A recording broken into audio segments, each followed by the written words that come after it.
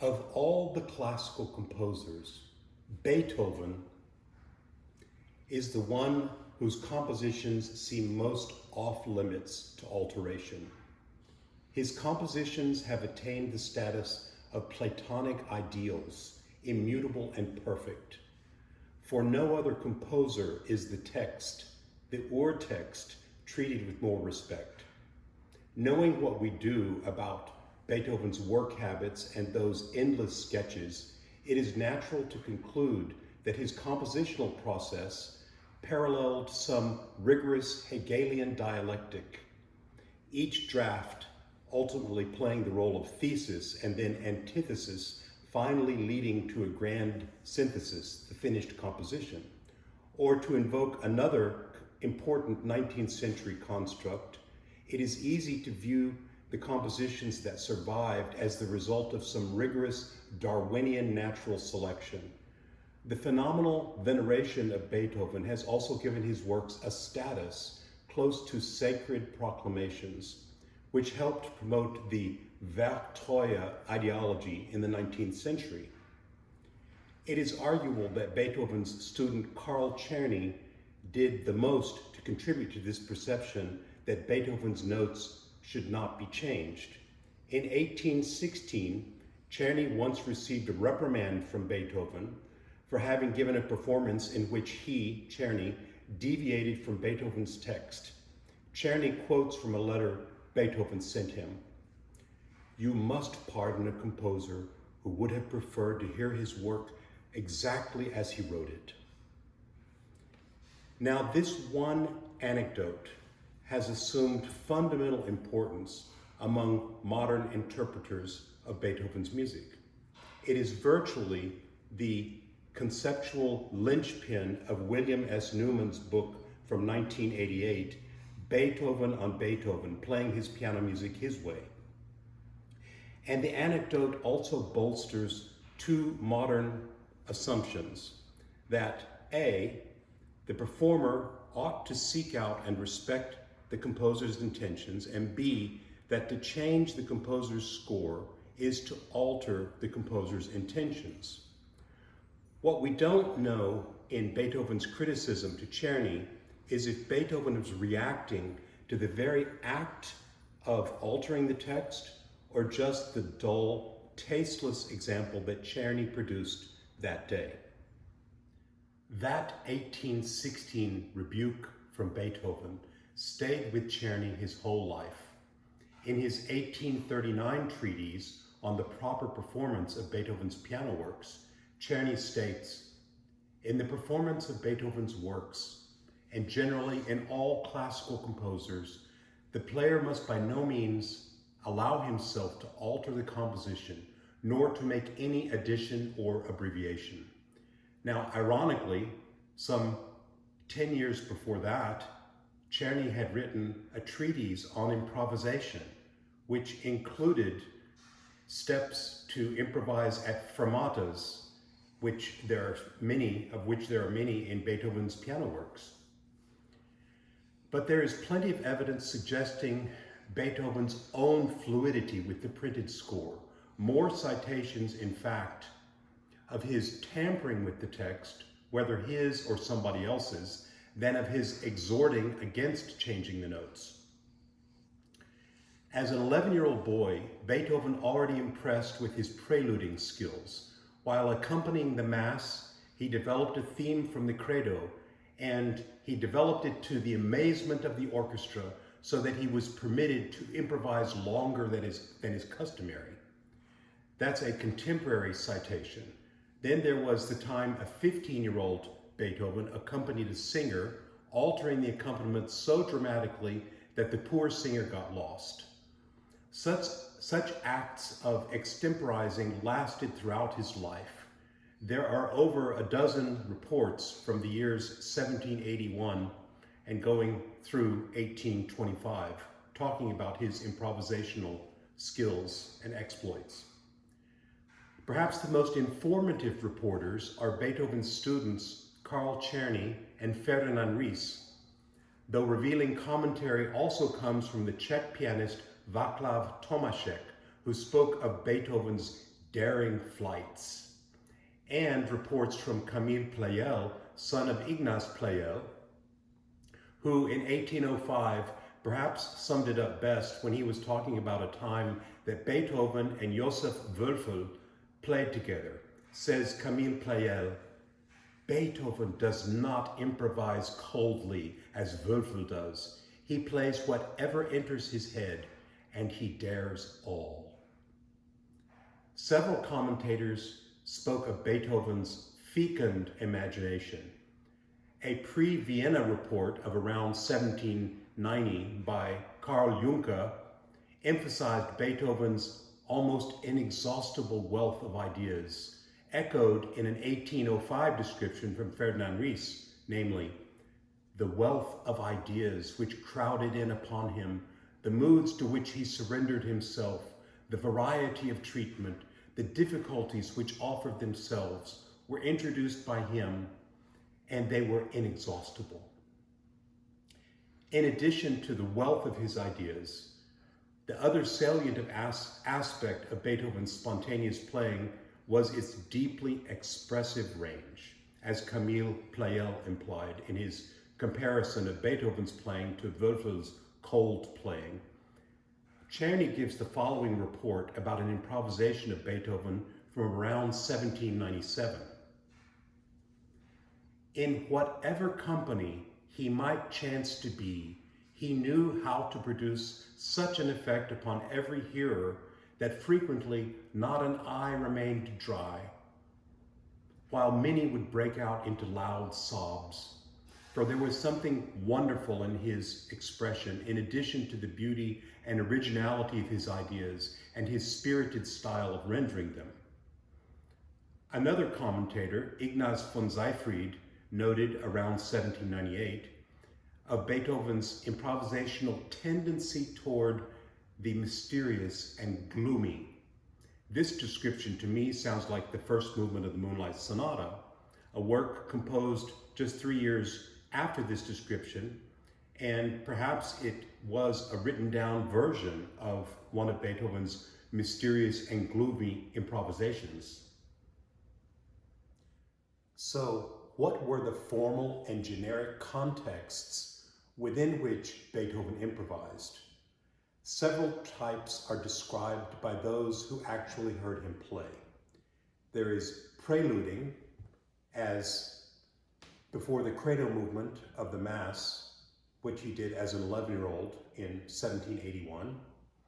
There's that wild harmonization of a Gregorian chant, as in the 1785 excursion that got singer Ferdinand Heller lost in the Lamentations of Jeremiah, and got Beethoven a mild reprimand from Kapellmeister Lucchesi, who commanded Beethoven to make a simpler accompaniment in the future. Then there were the free fantasies on suggested themes. These are reports all through his life, from 1790 from Karl Juncker to 1825 from George Smart, an English musician. And then there were fugues, unbelievably, as when in 1796 Beethoven took a theme from the Davidiana, a collection of short organ preludes by Carl Friedrich Christian Fasch, or when he improvised a fugue outright in 1812, as reported by Ludwig Noll. There were piano-violin duets that were improvised, as when he once improvised with Ferdinand Ries's father, a violinist. There were 2 piano capriccios, as reported by Ignaz von Seyfried, when Beethoven improvised with Joseph Wölfel. Then there were cross-generic excursions, such as in 1803, when Beethoven was working on finishing the Eroica Symphony, and he played the finale of the Eroica Symphony for some friends in a piano version that included an improvised coda that went on for 2 hours further than when the symphony was supposed to end. Then there were Eingang and Durchgang passages and cadenzas. These are lead-in passages and spontaneous cadenzas at fermatas, as in his 1804 performance of his quintet for pianoforte and woodwinds. Ironically, this was the same piece that Czerny also improvised on at an 1816 concert, which caused Beethoven's reprimand. And then there are refrains of rondos, as in his 1805 suggestion to Ferdinand Ries to add a few notes in the theme of the rondo of the Sonata Pathétique. There were times when he made passages more brilliant, as in his 1805 suggestions to Ferdinand Ries, that he add notes to the rondo of the concerto in C major to make it more brilliant. Czerny also notes that Beethoven often added notes to bravura passages, making them more difficult than what was in the printed score. And sometimes Beethoven would improvise in the development section of a sonata. Czerny describes that in the first movement form or the final rondo of a sonata, when he regularly closed the first section and introduced a second melody in a related key, etc. But in the second section, what he means is the development, gave himself freely to all manner of treatment of the motives. It is virtually certain that there were 4 additional improvisational types or occasions according to the practices of the day. Ornamented strains of a slow melody, especially upon the return of A in an ABA form or compressed sonata form, as in the second movement of Opus 22 or the second movement of Opus 31, number 1. Theme and variations, as in the second movement of the Appassionata Sonata or freestanding variations. Recitative, a pianistic type we associate almost exclusively with Beethoven, as in the Tempest Sonata, first movement, and Opus 110, the third movement. And freely added ornamentation, mordents, trills, turns, etc. This was a practice dating back to the beginning of keyboard performance. In a word, Beethoven was a performer not bound by the text, his or anybody else's. We're talking about Beethoven the performer. Rather, the printed page seems to have served only as a springboard for his incredible imagination and communicative spirit.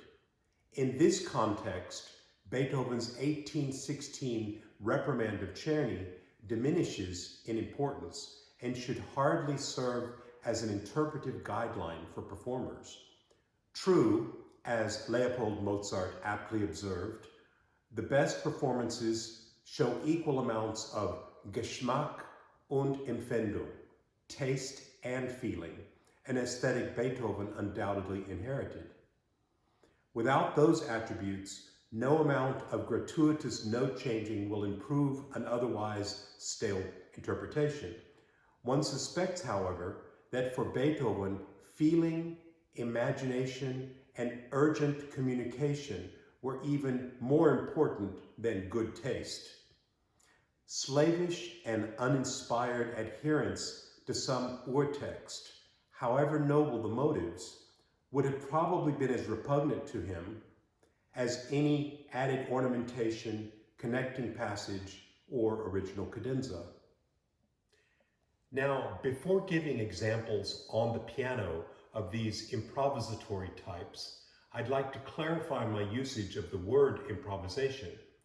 The most apt analogy is that of extemporaneous speaking. When we talk, we do not invent the language on the spot. Rather, we use idioms and conventions of grammar in use for generations. Even the most avant-garde poet depends upon this. A jazz performer, for instance, practices licks in all keys so that at the moment of performance, when the band leader calls out Cherokee in F-sharp major, fluency will kick in. Beethoven had a tremendous reservoir of such idioms, figurations to be used in brilliant passages such as broken octaves in both hands, typical recitative melodies, and on and on. These idioms were coupled with a deep knowledge of compositional conventions, fugues, fantasies, sonatas, that allowed him, as a pianist, to compose on the spot.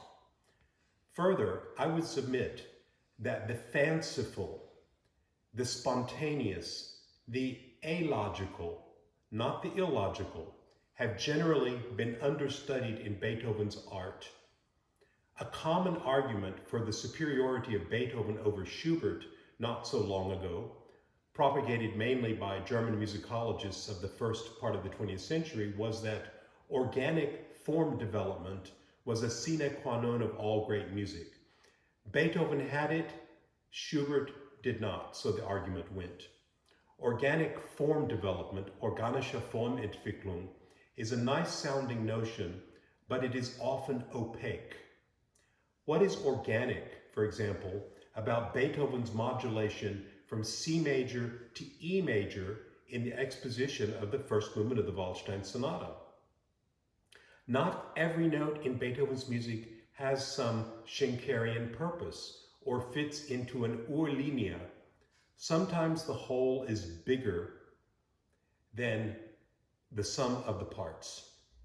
Logic has its role, but many other things are important as well, like the feeling of spontaneity. The overall effect cannot be explained totally in rational terms. Now I'd like to give you some examples at the piano of the kind of improvising Beethoven might have done, starting with perhaps my most outrageous example, improvising in the development section of a sonata as Czerny described. What if, in the development section of the first movement of the Waldstein Sonata, Beethoven had done this?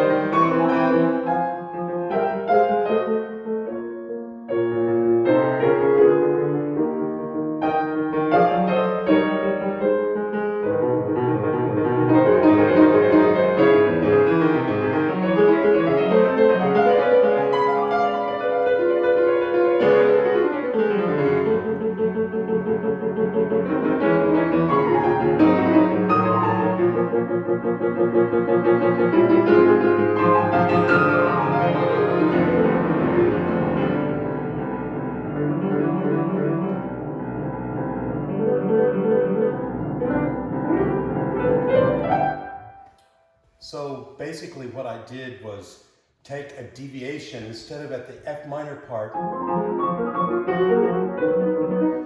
I took this melody, the melody he uses the second theme,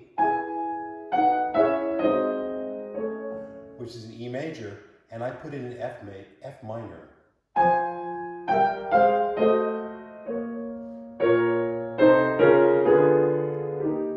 If I recall correctly, Beethoven didn't use that theme in the development section, but he jolly well could have. So that's the kind of thing that he would have done probably 5 times longer than what I did.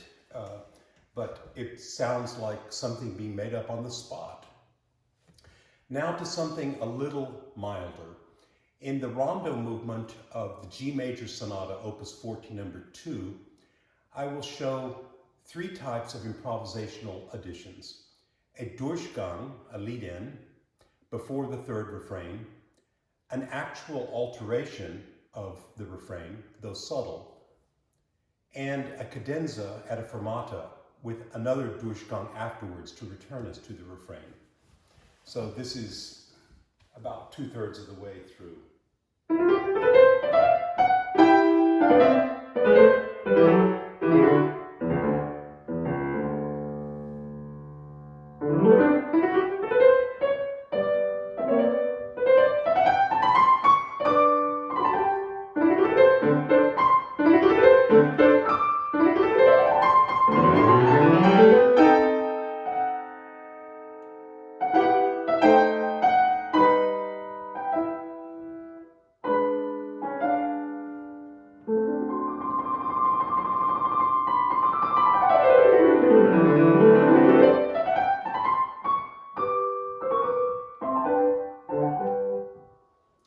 So first thing I did was to add a little scalar Durchgang.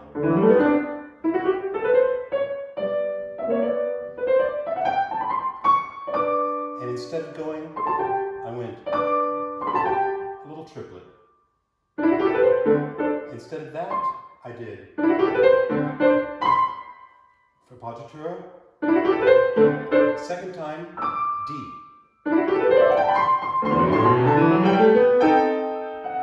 And then a chance to commiserate my audience.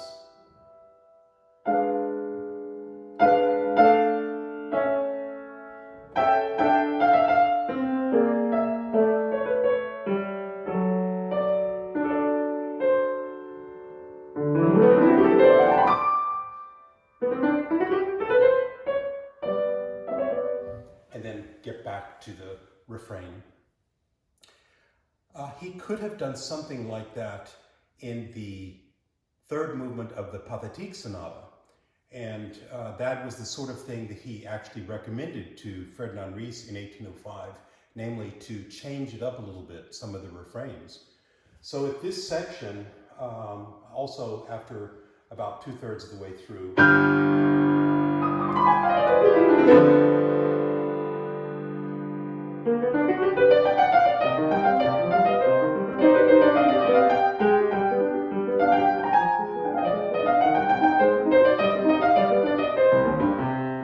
so after this little run, you can put a little bit of an Eingang or Durchgang.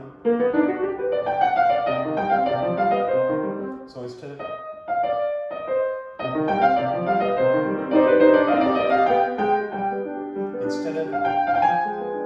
I did instead of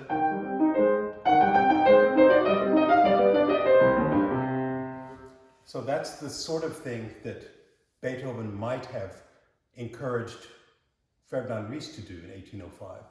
And I'm not here to necessarily tell you that you should change the text or how you should do it. What I'd like to do is open the philosophical door. I would just like to open the discussion. I'm giving examples as a means of fleshing out this philosophical discussion. And then there is that time that Beethoven told Ferdinand Ries that he could add notes to the rondo movements of the C major concerto to make it more brilliant.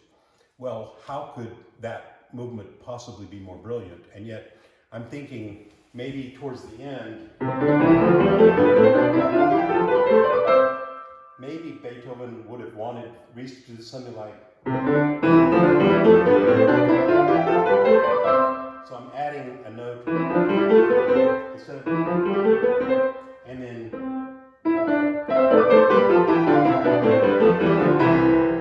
same thing.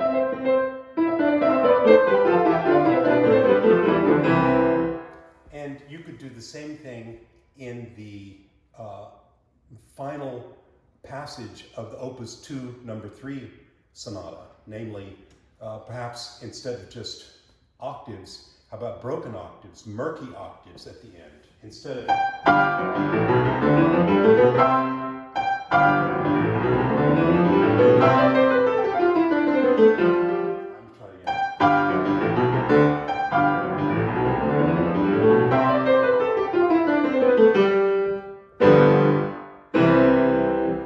Complicate your life if you do that, but why not take a risk sometimes? Or I just thought of another example. Maybe in the Opus 110 Sonata in the Scherzo, the last statement of the Scherzo, we hear that theme quite a bit. How about?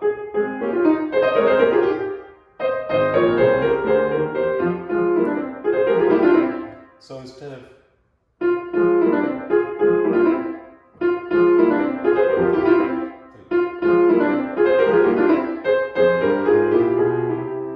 I'll have to practice that.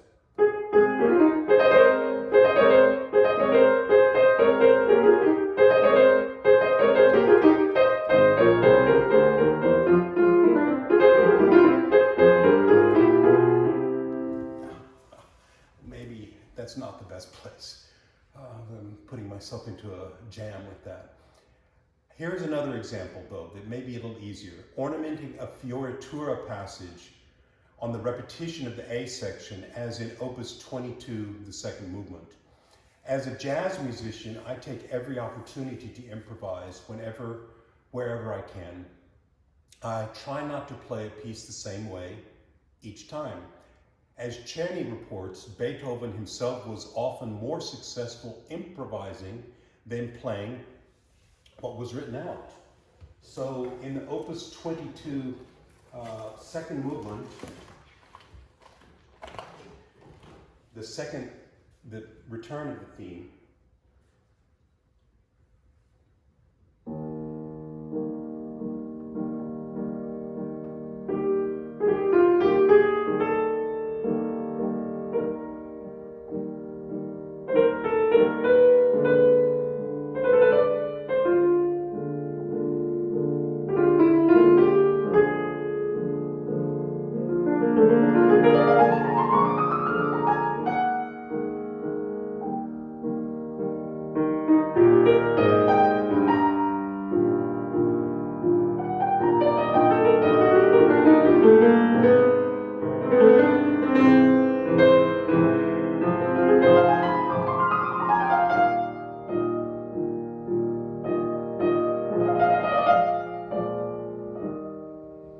so what Beethoven wrote was pretty good in measure 50.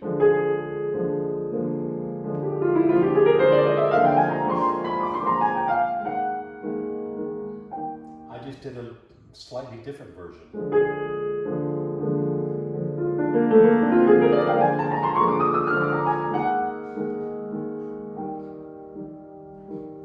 And also in measure 52.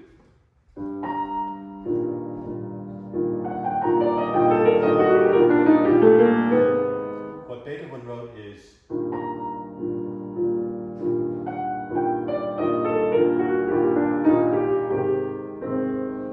nice, but maybe some other day he might have done with triplets. And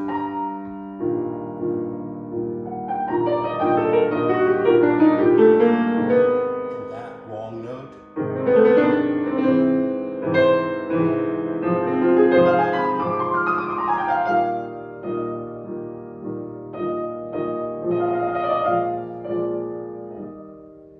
Again, just the sort of thing that he might have done with an ornamented melody. And now I would like to show you a possibility for something that can be done in the third movement of the Opus 110 Sonata. That's where there's this recitative, and it also gives the opportunity to have a little cadenza. And I think I'm going to actually go into E major. We start in B flat minor, and I'm going to modulate somehow to E major. Well, Beethoven himself modulates to E major. So what if he was feeling nostalgic at that point of E major, and he remembers the previous sonata that he wrote? So here's the recitative movement.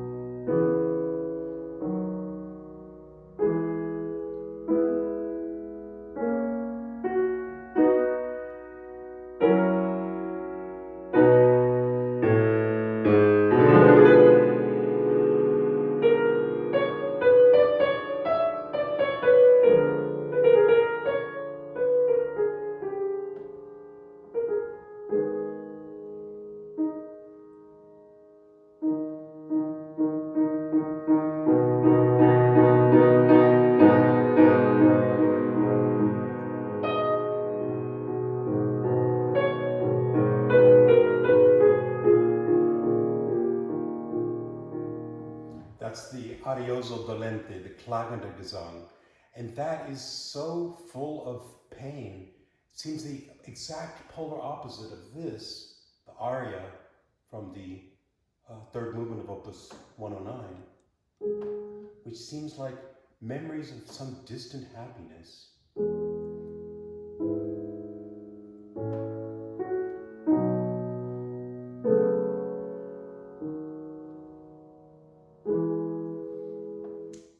So what could be more different with this klagende Gesang?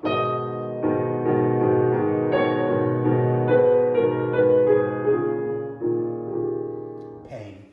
Well, what it was, this is the sort of place that certainly Beethoven would have improvised, and who knows how long he would have gone on in that section. Or another possibility that may seem heretical, as if my other ideas have not seemed heretical yet, is the addition of a recitative at the end of the second movement of the Appassionata Sonata. A very small recitative. This is the theme and variations, the end.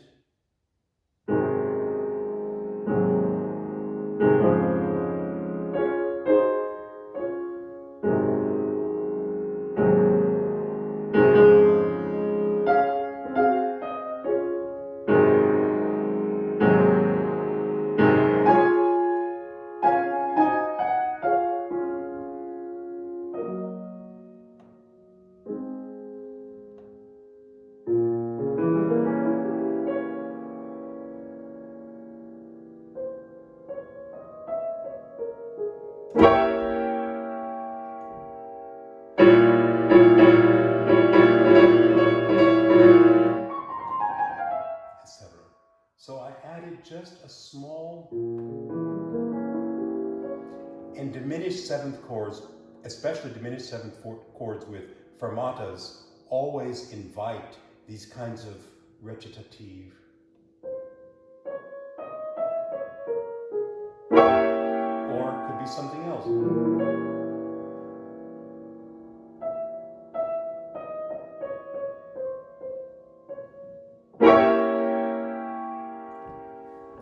It's hard to believe that Beethoven wouldn't have done something like that, at least every now and then. And speaking of fermatas, in Opus 78, the second movement, at the end, there are two fermatas. So is it possible that one little appoggiatura might be added to the chord with the second fermata? This is the end of the second movement, Opus 78.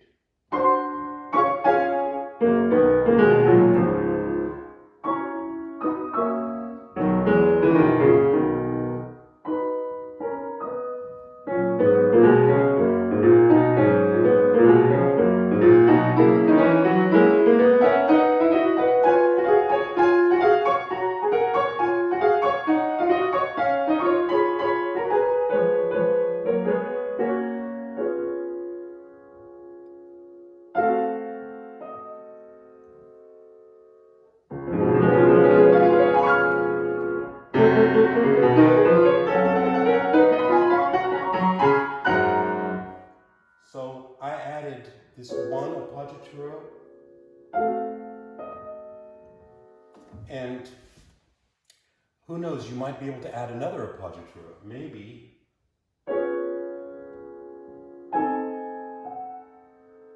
But if you did that, don't do this.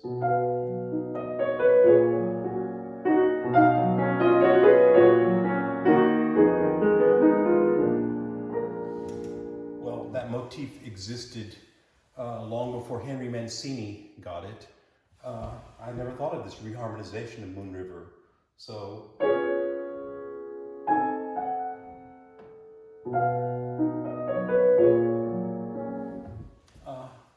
seems to work. Well, I probably would never use that appoggiatura when I'm actually playing this piece, because it might mistakenly take me to Moon River. So the purpose of this presentation has been to nudge the ideological needle a little bit from literalism toward creative interaction with the score, and indeed to reignite the idea of the performer as co-collaborator and co-composer, actually, which is actually what Beethoven himself did. But I know this is a very hot and controversial topic, and I will look forward to discussing it with all my colleagues in person someday. And I invite you to send me questions or comments, and we'll keep this conversation going. Thank you.